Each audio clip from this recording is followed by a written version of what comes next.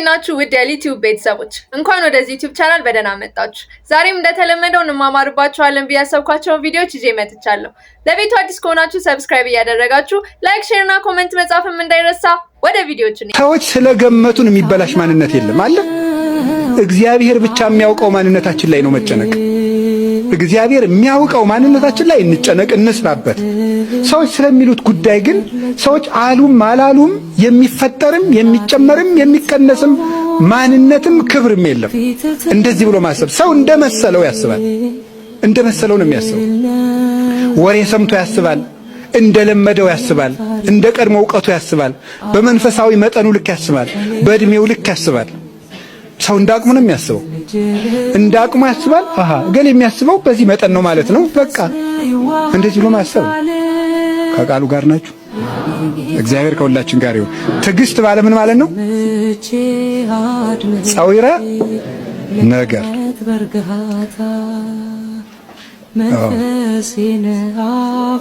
ሁለተኛስ ትዕግስት ምንድን ነው? አለመቸኮል፣ ቶሎ ውሳኔ አለመወሰን ነው። ቶሎ ብሎ የምናየውን ነገር ተጠቅመን ውሳኔ አለመወሰን፣ ወዲያው ባየነው ነገር ብቻ ተጠቅመን ነው ማለት በቃ። ሰይጣን ደግሞ ካሁን ቀደም ይሄን ተናግሬ ያውቃለሁ። እኛ ቀድመን ለገመትናቸው ነገሮች ማስረጃ የማቅረብ አባዜ አለበት። ማን? ሰይጣን። ቀድመን የገመትነውን ነገር ያረጋግጥብናል፣ አውቆ ማስረጃ ያቀርብልናል። ከዚያ በኋላ የተሳሳተ ውሳኔ እንድንወስን ያደርጋል። አለመቸኮል፣ ደጋግሞ ማየት። ችኩልነት አገር ያጠፋል። አላችሁ? መቆየት ማለት ነው መታገስ ማለት። መታገስ ማለት መቆየት፣ ረጋ ማለት፣ አድረን እንየው ማለት። መታገስ መልካም ነው። ለምሳሌ ሁላችሁ መታገስ ብዙ አይነት ነው። ለምሳሌ አንድ ችግር ተሸክመነው ኑረን መፍትሄ በምናገኝበት ቀን የማይረባ ውሳኔ ልንወስን እንችላለን። እስከ መጨረሻው መጽናት ነው። ትዕግስትን ያዘወተረ ሰው ይድናል ይላል ማቴዎስ 24 ቁጥር 14 ላይ። ትዕግስትን ያዘወተረ ሰው ሁልጊዜ ያደረጋት። ለምሳሌ ሐራ ሰማይ የሚባሉ ነበሩ፣ በረዶ ውስጥ ተጥለው የተሰቃዩ ሰማዕታት። 35ኛው ቀን ላይ በ40ኛው ቀን አክሊል ሊወርድላቸው ነበር። 35ኛው ቀን ላይ አሕዛብ ሄደው ምን አደረጉ? እሳት አነደዱ። አንዱ ከ40ው ሰማዕታት አንዱ በረዶ ውስጥ ጥለው ክርስቶስን ካዱ እያሏቸው ነው። 35 ቀን ከረሙ አንክድም ብለው። አንደኛው ምን አደረገ? እሳት ሲያነዱ ባካችሁ እሳት አሙቁኝ አላቸው። ምን አሉት? ካድና ሙቅ አሉት። ክጃለሁ አለና ወጣ። በ5ኛው ቀን አክሊል ወረደ። 39ኙን እነዚያ ሙተው ሲቀበሏቸው የእሱ አክሊል ተንጠልጥላ ቀረች። ከነዚያ ከእሳት ማውቂዎች አንዱ አያትና እኔ በዚያ ሰው ሃይማኖት ገብቻለሁ ብሎ በረዶ ሲገባ እሱ ተቀዳጃት። ይኸው ለፍተን አክሊል በምናገኝበት ቀን እንወጣለን። ያ እንዳይሆን እስከ መጨረሻው ድረስ የእግዚአብሔር በተለይ ሃይማኖታዊ ውጤቶችን እስከ መጨረሻው መጠበቅ ነው። ከቃሉ ጋር ናችሁ። የሰው ልጅ ላይም ተስፋ አለመቁረጥ፣ እገሌ አይቀየርም ማለት። ተፋቅሮ ያስተኤግስ በኩሉ ይላል ቆሮንቶስ 13 ላይ። ፍቅር ያስታግሳል ይላል። ፍቅር ያስታግሳል ማለት እገሌ እንግዲህ 4 5 6 7 8 ጊዜ ሞክሬዋለሁ ገዜ አይረባም፣ እገሌ የማይለወጥ ሰው ነው አይባልም። ትዕግስት ማጣት ማለት እሱ ነው። እስከ መጨረሻው ከቆየን ከጋኔን በቀር የማይለወጥ ሰው የለም። መታገስ ማለት መጨረሻው ድረስ መቆየት ማለት ነው። መጨረሻው ድረስ ትዕግስት ያለው ሰው ከህይወት ይደርሳል። ከምን ይደርሳል? ንገሩኝ። አባታችን አባ ገብረ ኪዳንን የአገልግሎት ዘመናቸውን ይባርክልን። ድንቅ የሆነ ትምህርትን ሰጥተውናል። እንደ ተማማርንበት አልጠራጠርም። ወደ ቀጣይ ቪዲዮ እንሄዳለን። በዚህ በጣና ገዳማት አንድ ዋሻ ላይ ይጸልዩ የነበሩ አንድ ባህታዊ አሉ። ከኔ ጋር ናችሁ? እግዚአብሔር ከሁላችን ጋር ይሁን። እና እኚህ ባህታዊ እንግዲህ ባህታዊ ማለት ለምሳሌ እዚህ ከኔ ጀርባ አበው መነኮሳት ታያላችሁ። መነኮሳት አሉ። መነኮሳት በገዳም የሚኖሩ እንዲህ ባለ ገዳምም በሩቅ ባሉትም ገዳማት የሚኖሩ መነኮሳት ናቸው። ባህታውያን ደግሞ ገዳምም አይገቡ፣ በሥርዓተ ቤተክርስቲያን ገዳም የሚገቡ አይደለም። በበረሃ ነው የሚኖሩት፣ አይታወቁ። እና እውነተኛ ባህታዊና ሐሰተኛ ባህታዊ መለየ ከፈለጋችሁ እኔ ቆንጆ መለያ ነግራችሁ ሂዱ። ዛሬ ምን መሰላችሁ? አንድ ባህታዊ አንተ ካወቀው ባህታዊ አይደለም ማለት ነው። የሰማችሁ ነው። ካወቅነው እኛ ባህታዊ አይደለም። ለምን? ባህታዊያን አይታወቁ። መነኮሳት እንኳን የሚያገኟቸው በራእይ ለምሳሌ አባ መቃርስ አግኝቶታል። አባ ጳውሊ አይቶ አናግሮት መጣና ምን አለ መሰላችሁ? መነኩሴ አይደለሁም፣ መነኩሴ ግን አይቻካለሁ አለ። መነኩሴ አይደለሁም፣ ምን አይቻካለሁ? መነኩሴ አይደለም። እና እውነተኛ ባህታውያን ዓለም ላይ ያሉ ስማቸው ማን እንደነበረ ጭምር ይረሳሉ። ዓለማዊ ስማቸው ይጠፋቸው። ዓለም ላይ እንዴት ነው ፀሐይ ይወጣል፣ አሁን ንጉሥ ይነግሳል፣ እንደ ድሮ እንዴት ነው ብለው ነው የሚጠይቁት። ምንም ከዓለም በፍጹም የተለየ ዓለሙን መስለው ባህታዊ የሚሉ ሰዎች አትመኑ ማለት ነው። በሌላ ቋንቋ ገብቷችኋል? አሁን የኛ ሕዝብ ማንም ተነስቶ ጸጉሩን ካሳደገ ይቀበላል። እኔም አሁን ትንሽ ብጨምር እርግጠኛ ነኝ ትከተሉኛላችሁ። የቀበሌ ቤት ይዞ እንዴት ባህታዊ ይሆናል? መሀል ከተማ ውስጥ። አሁን ደግሞ የመጣብን በዚህ በሚዲያ ዘመን የዩቲዩብ ቻናል ያለው ባህታዊ ያለው ሰብስክራይብ አድርጉ የሚል ማለት ነው። ጉድ ነው። እስቲ የዛሬ 3 ወር ዓለም ያልፋል ብሎ ትንቢት ይናገራል፣ ግን ሰብስክራይብ አድርጉ ይላል። ዓለም ካለፈ ለምንድን ነው ሰብስክራይብ የምናደርገው? በሰማይ ልናየው ነው? መቀለጃ ሆነናል በእውነት። ከዚህ ጠብቀን እግዚአብሔር እና እውነተኛ ባህታዊ ነው ይሄ የምላችሁ።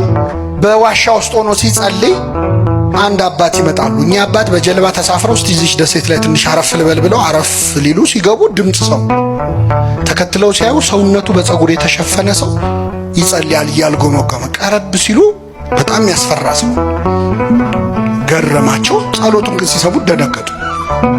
የሚጸልየው ምን ብሎ ነው? ጌታ ሆይ አትማረኝ፣ ምን አትበለኝ። ብሕትውናው ይገርማል፣ ምናኔው ይገርማል፣ ጸሎቱ ግን ያስደነግጣል። ከዛ ቀረብ ባሉትና እጅ ጸፍተው ቀሰቀሱት። መጣ፣ ተሳለመ መስቀል። ማነ? እንዴት ነዚህ? ምን ትሰራለህ? እንደዚህ ነው። ስንት ዓመት ወደ ይህን ያህል? ጥሩ ነው ያለ ያስከው ነገር ግን የምትጸልየው ጸሎት በጣም ይከብዳል። ምን ነው አለ። አትማረኝ የሚል ጸሎት ከየት ነው ያመጣኸው? አይ አንድ መነኩሴ መተውን ያስተማሩኛል። አይ ሰይጣን የተጫወተባሉት። ሰይጣን መነኩሴ ነኝ ብሎ መጥቶ የውሸት ነገር አስተምረዋል። እና ምን ብዬ ልጸልይ አለ። አባታችን ይበላል። አላውቅም አለ። ቅድስና እንጂ እውቀት የለው። አላውቅም አለ። እውቀት ያስታበያል፣ ፍቅር ግን ያንጻል ይላል ቅዱስ ጳውሎስ። አይ ገረማቸው። ቁጭ አድርገው እኔ እናንተ የምናውቀውን አቡነ ዘበሰማያት ቁጭ አድርገው አስተማሩት። አባታችን በሰማያት የምትኖር ስምህ ይቀደስ፣ መንግሥት ትምጣ። በደንብ አስጠኑት። ከዛ ሲችለው በል በቃ እኔ ልሄድ ነው ብለው ተሰናብተውት በጀልባ ተሳፍረው ሄዱ።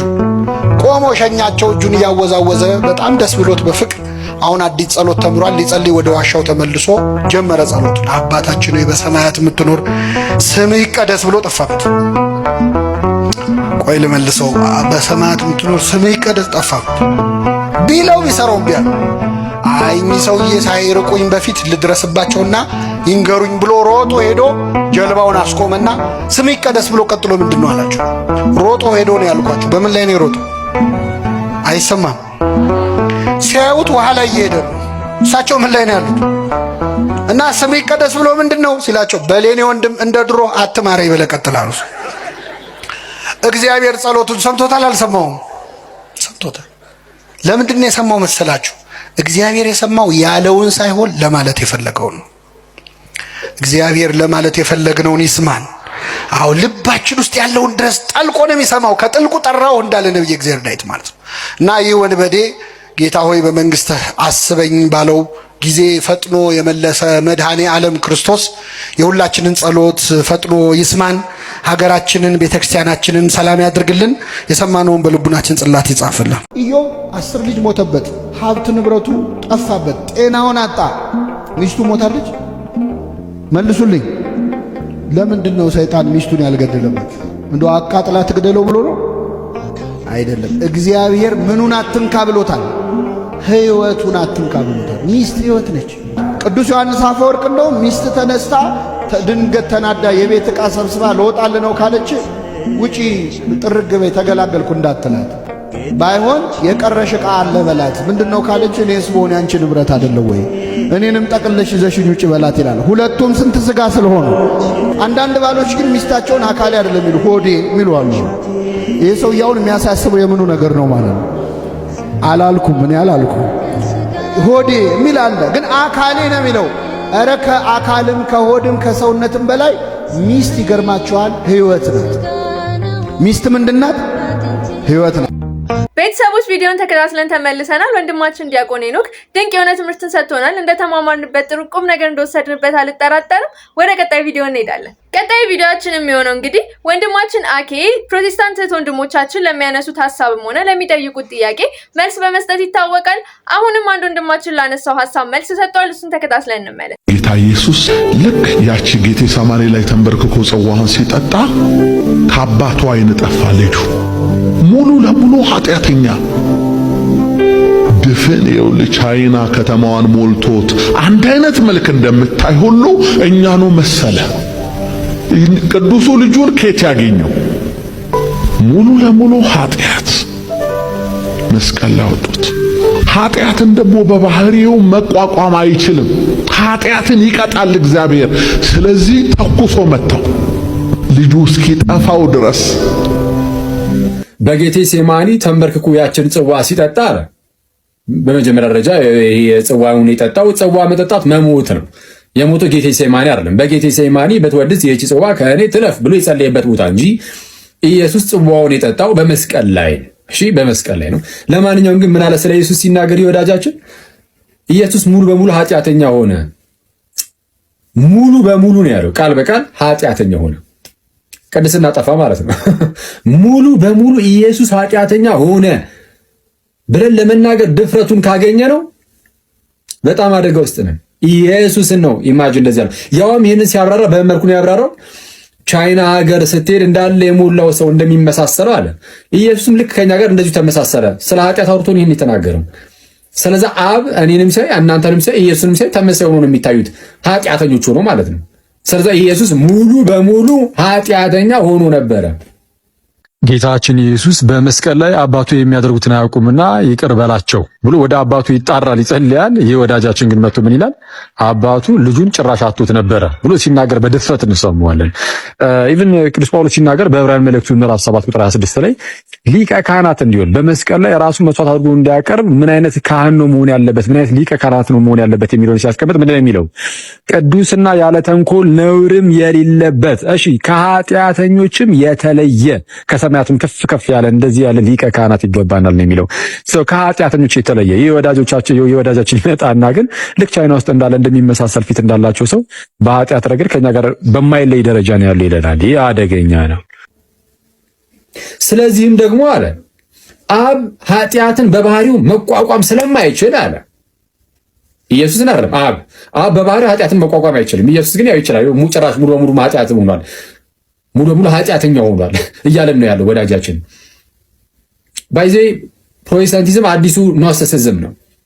አብን የሆነ በቁጣ የተሞላ በቃ የኃጢአት ጭራሽ እንትን ለባህሪው ጭራሽ የማይስማማ መቋቋም የማይችል ያደርጉትና ኢየሱስን ግን የኃጢአት ለባህሪው የሚስማማ ጭራሽ ሙሉ በሙሉ ኃጢአተኛ መሆን የሚችል የዋህ አነስ ያለ ሌላ ደግሞ አምላክ ያደርጉታል። ሁለት የተለያዩ አይነት አማልክት ነው የማምለክ ነገር ነው የሚታየው። ብዙ ጊዜ ጠለቅ ብላችሁ ፕሮቴስታንት ስታዩት ልክ እንደዚህ ነው። ወጪ ሳድ በጣም ነው የሚያሳዝነው። እና ምን አለ አብ ደግሞ ኃጢአትን ስለማይቋቋመው በባህሪው ይቀጣል ኃጢአትን። ኢየሱስን ተኮሰበት፣ ተኩሶ ቀጣው በጌታ ስም። በጣም ጌታ ምሕረትን ያደርግልን። በጣም አደገኛ ነው። አብ ኃጢአትን ስለማይቋቋም በባህሪው ኢየሱስ ደግሞ ሙሉ በሙሉ ኃጢአተኛ ስለሆነ ኢቭን ልጁ ራሱ ጠፋበታል። ልጁ ራሱ ጠፋበት። ስለዚህ ተኮሰበታል። ከባድ ነው። ይሄ በጣም አደገኛ ነው። አብ በባህሪው ቅዱስ ከሆነ አብ በባህሪው ፍቅር ከሆነ እንግዲያውስ ልጁ ኢየሱስም የራሱ የባህሪ ልጁ ነውና ኢየሱስም በባህሪው ፍቅር በባህሪው ቅዱስ ነው የሚሆነው። ብዙ ጊዜ ፕሮቴስታንቶች ሲናገሩ ሰምታችሁ ልታውቁ ትችላላችሁ። ኢየሱስ የአብ የቁጣው ማብረጃ ነው ይላሉ። አይደለም። ኢየሱስ የአብ የቁጣው ማብረጃ ሳይሆን ኢየሱስ የአብ የፍቅሩ መገለጫ ነው። እንግዲህ የኛ ኢየሱስ የክርስቲያኖች አምላክ የክርስቲያኖች ጌታ ኢየሱስ የአብ የፍቅሩ መገለጫ አብ ዓለምን እንዲሁ ከመውደዱ ከማፍቀሩ የተነሳ ልጁን ሰጠን የሚለን ራሱ ኢየሱስ የነገረን ይህንን ነው። ዮሐንስ 3:16 ላይ የአብ ፍቅር የተገለጠበት እንጂ የአብ ቁጣ ማብረጃ አብን በቁጣ የተንበለበለ የሆነ በጣም የሚያስፈራ የሆነ ነገር ያደርጉትና ኢየሱስ ጋር ሲመጡ ደግሞ የዋህ ሌላ አይነት አምላክ ጌታ ይርዳን። በጣም አደገኛ ነው። ምናልባት ዛሬ ላይቭ ላይ ከገባውኝ እዚህና መሰል ነገሮች ላይ የተወሰነ ሄድበታል። ይቆየን። ቤተሰቦች ቪዲዮን ተከታትለን ተመልሰናል። እንደተማማርንበት አልጠራጠርም። እናንተስ በዚህ ጉዳይ ምን ትላላችሁ? ሀሳብ አስተያየቶቻችሁን ኮሜንት ላይ አስቀምጡልኝ። ወደ ቀጣይ ቪዲዮ እናልፋለን። ሰንበት ትምህርት ቤት ማለት ልጆቻችሁ ከናንተ እንዲሻሉ የምታደርጉበት ነው። የአብነት ትምህርት ቤት ማለት ልጆቻችን ከኔ እንዲሻሉ የምናደርግበት ክፍል ነው። ስለዚህ ለዚህ ጉዳይ እባካችሁ ጊዜ አትስጡ። በሳምንት 2 ቀን ለ2 ሰዓት እድል ስጧቸው ለልጆቻችሁ እባካችሁ። የመንግስተ ሰማያት ጉዳይ ነው ይሄ ጉዳይ። ይሄ መረጃ የመንግስተ ሰማያት መረጃ ነው። ይሄን የማያውቅ ትውልድ ሊኖር አይገባም። በዚህ መሰረት ማሰብ ይኖርብናል። ለዚህ የደብሩ አስተዳዳሪ የደብሩ ሰበካ ጉባኤ ከምንም በላይ ቅዳሴው ታጎለ አልታጎለ ብቻ ላይ አይደለም። በደብራችን ውስጥ ያሉ ሕፃናት ገብተው እግዚአብሔርን እያወቁ ነው ወይ ነው ትልቁ ጥያቄ መሆን ያለው። ስለዚህ በዚህ መሰረት ቁጥራቸው ላይ መትጋት፣ ከመጡ በኋላ ደግሞ ማን እያስተማራቸው ነው። ቅድም እንዳለው እንደኛው እንዳብነት ትምህርት ቤቱ ያው መዝሙር ላይ ነው የሚያተኩሩት። በቃ መዝሙር ላይ ነው። ምክንያቱም የሚያስተምራቸው መምህር አልተመደበም። የተሻለ ያጠና ልጅ ካለ ያችን እያለ ለነይምዬ እያስባለ ሰዓቱን እየሞላ እነዛን ይሸኛቸዋል። ግን ከዚህ በኋላ አባቶች ምከሩበት። ቀዳሲያን አብዝተን የቀዳሲያንን ቁጥር አሁን ደብረ ሰላም መድኃኔዓለም ስንት ቀዳሲያን አሉ? ስንት ይኖሩ?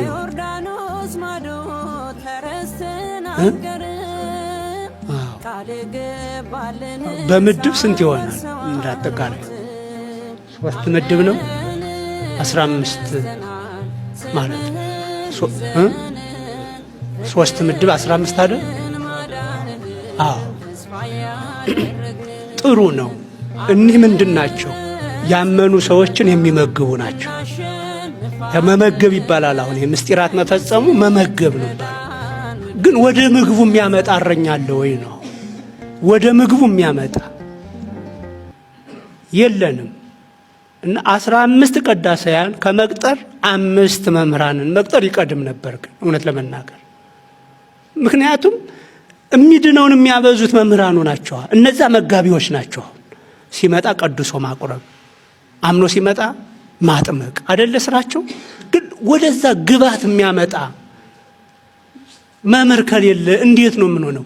ለዚህ ነው በአንድ ደብር እስከ 300 ካህናት እንኖራለን። አሁን አዲስ አበባ ላይ የሚቆርበው ግን ስንት ነው ቢባል ዜር ያሳያችሁ የለም።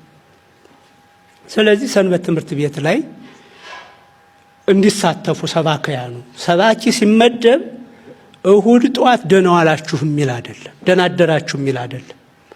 ቅዳሜንና እሁድን ጠብቆ የሚያስተምር ነው። ስለዚህ ቁጥራቸውን መጨመር ምክንያት ለአንድ ሰው ይከብዳል። መቼም አሁን የዜማ ትምህርት መጮህ ነው አድካሚነቱ።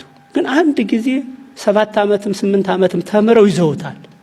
አይቀያየርም። በቃ የዛሬው መዝሙር በቃ ዛሬም ያው በሚቀጥለው እሱ ነው። ይሄ የስብከት ያስተማሪ ስራ ግን በየቀኑ ተዘጋጁ ባይ ነው። በየቀኑ አሁን አንድ የትርጓሜ መምህር መጀመሪያ ግዕዙን ይሸመድዳል እንደ አዲስ መልሶ፣ ከዛ ደግሞ ይተረጉማል፣ ከዛ ደግሞ ያብላላል። ለዚህ ጊዜ ያስፈልገዋል። የሚሰብክ ሰው እንደዛ ነው። በቅጡ እንስበክ ከተባለ የታየንን ሁሉ ትዝ ያለንን ሁሉ ሳናወራ በትክክል መልእክት ለማስተላለፍ ከተፈለገ ዝግጅት ያስፈልጋል። ስለዚህ አንድ ሰው ሰንበት ትምህርት ቤትም ላይ አውደ ምሕረትም ላይ ወጣቶችም ላይ አስተምር ብንለው ይከብደዋል። ያ እንዳይሆን 2 3 አሁን እንደ መድኃኔዓለም በትክክል 3 ሰባክያን ቢገቡ የሚከብድ አይደለም። እውነቴን ነው። ስራቸው በጣም ብዙ ነው፣ ከዛ በላይ ነው። ሌሎችም እንደዚሁ በደረጃ አሁን እመቤታችን ላይ 3 ሰባክያን ቢገቡ የሚበዙ አይደሉም፣ የሚያንሱ እንጂ። እንዲህ በማድረግ ሰንበት ትምህርት ቤት ላይ ስራ መስራት መቻል አለብን። አሁን እንደ ቤተ ክርስቲያን ጥሩ ጅመራ ነው ያለው። አሁን አንዲት እናት ናቸው ይባላሉና ሁሌ ማታ ማታ ሲተኙ እግዚአብሔርን አየዋለሁ ይላሉ። እየሰማችሁ ነው?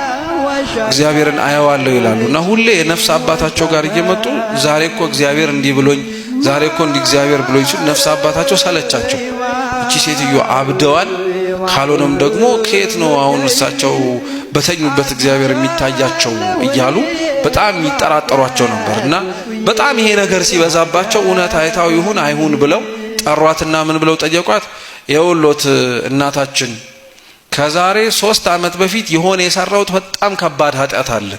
እስኪ እውነት እግዚአብሔር ታይቶ የሚገለጽልሽ ከሆነ ያ ኃጢአት ምንድነው ብለሽ ጠይቂው አሏት። እየሰማችሁ ነው? ከዛ በኋላ ያው አባቷ ወይም የነፍስ አባቷ እንደዛ ብለው የጠየቋት አትመለስም ብለው ነው። ገብቷቸዋል? አትመለስም ብለው ነው። ምክንያቱም ማንን እያየች እንደሆነ ጭራሽ ማያምኑ። ጎሽ ደከማችሁ ታዲያ ለምን እንደማትመልሱት? ወይ እየተከታተላችሁ አይደለም ማለት ነው። መልሱ ታዲያ። አባቷየዋ ማንን እያዩ እንዳልሆነች ነው የሚያውቁት። እግዚአብሔርን እያየች እንደሆነ አያምኑ። ስለዚህ ኃጢአቴን እስኪ ጠይቂውና ይንገርሽ ብለው ነበር የላኳት። ከዛ በቀጣዩ ቀን ላይ መጣች እቺ ሴትዮ፣ ቀጥ ብላ መጣች እና ነፍስ አባቷ ደነገጡ። ምክንያቱም ያው ነግሯታል ማለት ነው ብለው ማለት ነው። ከዛ በኋላ አስጠጓት። ያው ሰው ተሰብስቦ ስለነበረ ምናልባት ደግሞ ገመና እንዳይወጣ ብለው እኔ ምልሽ ምን አለሽ አሉ። የትኛውን ኃጢአት ብሎሃል አለችው። እግዚአብሔር ራሱ አይገርም? ከ3 ዓመት በፊት ንስሐ የገቡበት ኃጢአት ስለሆነ እሱ ራሱ ሲጠየቅ የትኛውን ኃጢአት ብሎ ነው የመለሰው? ረስቶታል ማለት ነው፣ ትቶታል ማለት ነው። በእርግጥ መርሳት ለእግዚአብሔር ባህሪ አይስማማውም፣ አይዘነጋም። እሱ እንደኛ ዝንጋዬ የለበትም፣ ግን ንቆ ይተዋል። ንስሐ ገባንበታ። ንስሐ ይሄን ያክል አቅም አለው ማለት ነው። አያችሁት? እኛ ግን የተሸከምነው ሸክም እንደማይራገፍ የያዝነውን ሸክም ብንናዘዘው እንደማይጠፋ አድርጎ ሰይጣን በደንብ አድርጎ ይፈትነናልም ጭምር። እዛ ቦታ ካገኘሽው ኃጢአት እንደምትሰድ እያወቅሽ የምትሄጂበት ቦታ የለሽም። እዛ ቦታ ከተገናኛት እንደምታስነውራት እያወቅሽ የምትሄድበት ቦታ የለም። እዛ ቦታ ከተገናኛችሁ ሐሜት እንዳለ፣ እዛ ቦታ ከሄዳችሁ ስካር እንዳለ እያወቃችሁ አልሰክርም 1-2 ብቻ ብዬ እመለሳለሁ ብለን የምንሄድበት ኃጢአት የለም። አንዴ ስንፈተን ይሄ ነገር አይሆነኝም ብለን መሸሽ ነበረብን። ግን መሸሽ አናውቅም፣ እንቀጥላለን። ፈተናው እየበለጠ እየባሰ ይመጣል። አሁን መቋቋም የማንችልበት እንደዛ ነው። ሰው እጅ ለእጅ መያያዝ ያፍር ነበር መንገድ ላይ፣ ከዛ ኖርማል ይሆናል። አሁን ሰው የሌለበት ቦታ መገናኘት ይጀመራል። መጀመሪያ ታፍሪ ነበር፣ አሁን ኖርማል ይሆናል። ከዛ መዳራት ይመጣል። ትደነግጫለሽ፣ ትጨነቂያለሽ። ኃጢአት ሰራው ግን አልሸሸሽም። አሁንም ያን ኃጢአት ሰራሽበት ቦታ ደግመሽ ስትሄጂ መዳራት የሚያስፈራ ነገር አይሆንም። ከዛ በኋላ ኖርማል ይሆናል። ያን ስላላሸነፍክ ደግሞ ቀጣይ ዝሙት ይመጣል ማለት ነው። ሰለሞን ጠቢብ መሆኑ ጥበቡ በዝሙት እንዳይወድቅ ከልክሎታል? አልከለከለውም እኮ። ጣዖት ከሚያመልኩ ሴቶች ጋር በዝሙት ወድቆ እግዚአብሔርን ትቶ ለጣዖት ሰግዷል ሰለሞን። ዳዊት እግዚአብሔር እንደ ልቤ ብሎ የጠራው እንደ እግዚአብሔር ሐሳብ የሚኖር ሰው መሆኑ ቅዱስ መሆኑ ከዚህ ኃጢአት አድኖታል። ስለዚህ እኛ ምን ስለሆነ ነው ምንድነው ከዚህ ኃጢአት? የትኛው ጽድቃችን? ዲያቆን ስለሆነን፣ ዘማሪ ስለሆነን፣ አገልጋይ ስለሆነን? መሸሽ ነው መፍትሄው። እጄ ላይ አለን ብለን የምናስበው የትኛው መንፈሳዊነት የና ኃጢአት እንድናሸንፍ ጉልበት አይሆነንም። እሳትን በጉያው ታቅፎ የማይቃጠል ማን ነው አለ መጽሐፍ። እኛ ከማን እንሻላለን? ከማንም አንሻል። ጌታችን አርቆ አጠረው። ድርጊቱን ተግባሩን ተውት። ገና በሐሳብ ስታስብ ወረክሰሃል። የሆነ መጽሐፍ እንኳን በቤ መጽሐፍ ቅዱስ ሳነብኩ የጥቅስ አግኝቼ ብላችሁ የምታወሩት ከስንት ሰው ጋር ስለሰማችሁት መዝሙር ስለሰማችሁት ስብከት የምታወሩት? ከምን ያክሎቻችሁ ጋር ደግሞ ስለ ሩካቤ ይወራል፣ ስለ ሴት ይወራል፣ ስለ ወንድ ይወራል? ምን አይነት መጽሐፍት ነው የምናነበው? ምን አይነት ፊልሞች ነው የምናየው? ምን አይነት ዘፈኖች ነው የምትሰሙት? ክርስትና ሐሳብንም ንግግርንም ተግባርንም የመቀደስ ኑሮ ነው።